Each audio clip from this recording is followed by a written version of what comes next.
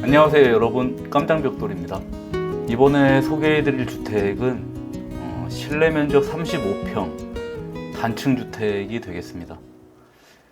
이 주택 크기는 1층 실내 면적이 35평이고 그 위에 이쪽 지붕이 있는데 지붕을 다 다락으로 만들어 가지고 다락이 한 18평 정도 되는 규모의 주택이 되겠습니다. 외부에 사용한 외장재는 여기 붉은색 부분이 파벽돌로 마감을 했고, 이쪽에 포인트로 들어간 이 나무 색깔 이 부분이 탄화목으로 마감이 되어 있습니다. 그리고 지붕은 여기 보시는 대로 리얼 징크로 마감을 했습니다. 이쪽이 거실 쪽인데, 거실창은 지붕 모양을 따라서 이렇게 커튼월로 설치를 해서 내부에서 좀 개방감을 확보해 주었고, 굴뚝이 있잖아요. 그 안에 거실 쪽에다가 벽난로를 설치해 가지고 지붕에 굴뚝이 설치되어 있습니다. 이쪽에 있는 부분이 여기가 현관 부분인데, 현관 앞에 이렇게 긴 포치를 뽑아서 약간 좀 집의 입체감을 살려 보았습니다. 이쪽 보시면 여기가 다락인데, 여기는 복도 부분이고 이쪽 부분이 다 다락 공간이에요. 그리고 지붕 뒤쪽을 보시면은 한 폭이 한 6m 정도 되는 도모창, 뻐꾸기 창이라고 하죠.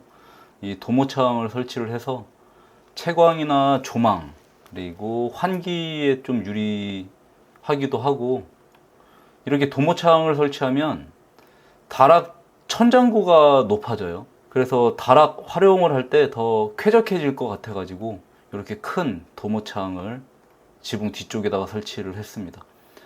보시면 이 중간에 평지분 공간이 있어요. 이렇게 이 부분은 테라스는 아니고, 밖으로 나갈 수 있는 테라스 공간은 아니고 그냥 지붕 공간이에요.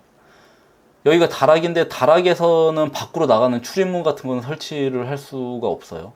그리고 뭐 지붕 모양이 이래서 난간 같은 거를 설치하기도 애매하고, 건축법에서도 뭐 외부로 나갈 수 있는 테라스 같은 거 만들면 안 돼서 따로 테라스 공간으로 만들진 않고, 그냥 그럼 실내 구성 같이 보도록 하겠습니다.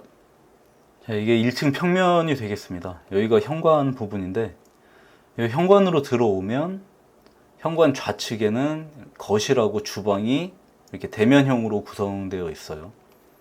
그리고 이 주방 옆에 이쪽은 다락으로 올라가는 계단 부분이 있는데, 이 계단 하부에다가 팬트리 공간을 제가 설치를 했어요. 이렇게 팬트리를 설치를 했고, 이 공간은 뭐 여기를 막아가지고 창고로 사용을 할 수도 있고, 이렇게 팬트리로 사용을 할 수도 있고 선택하면 됩니다. 그리고 이 주방 뒤쪽으로 가면은 여기는 다용도실이 되겠습니다. 이곳에다가 보일러도 이쪽에다 설치를 하게 됩니다. 이 현관 반대편으로 이렇게 넘어오면 침실이 하나, 둘, 셋, 침실이 3개가 있어요. 그 중에 이 계단 옆에 있는 이 침실 같은 경우는 제가 벽을 없애고 그냥 유리 칸막이만 달아서 개방된 서재 공간으로 좀 꾸며 봤습니다. 이렇게 벽을 없애면 이 공간을 좀 다용도로 사용을 할 수가 있더라고요. 그리고 이 계단 같은 경우도 개방형 계단이 만들어질 수가 있어서, 이 집은 다락이 거의 18평이나 돼가지고 다락을 사용하는 빈도가 꽤 높을 것 같은데, 그런 다락 올라가는 계단이 좀 꽉 막혀 있고 답답하면 안 좋을 것 같아 가지고 약간 좀 시원하게 개방감 있는 계단을 설치하는 것이 사용을 할 때 좋을 것 같아서 이 방에 있는 벽체를 뚫어 가지고 개방형 계단이 되도록 했습니다. 그리고 이 집 같은 경우는 땅이 전면보다는 뒤쪽이 더 뷰가 좋아요. 그래가지고 이 거실 쪽에서도 쉽게 뒷마당으로 나갈 수 있는 이런 편한 동선이 있었으면 하는 건축주의 요구사항이 있어가지고, 그런 것도 고려를 해서 이런 멀티룸 개념으로 실을 꾸며봤습니다. 그리고 이쪽으로 넘어오면 전면에 작은 방 하나가 있고, 요 오른쪽 끝에 있는 방이 메인 침실이 되겠습니다. 요 메인 침실 뒤쪽에는 드레스룸이 조그맣게 있고, 그 옆에는 화장실이 있는데, 공용 화장실보다는 좀 크기를 크게 만들어 가지고 샤워 공간에다가 이렇게 욕조까지 같이 설치를 한 그런 안방 화장실이 되겠습니다. 1층 바닥 마감재는 공용 공간 같은 경우는 바닥에 폴리싱 타일로 마감을 했고, 침실들은 강마루로 시공을 했어요. 그래서 공용 공간은 좀 넓고 시원한 느낌이 들 수 있도록 했고, 침실은 나무 톤으로 해가지고 약간 좀 아늑한 느낌이 들 수 있도록 마감재를 선택해 봤습니다. 다락으로 한번 올라가 보도록 하겠습니다.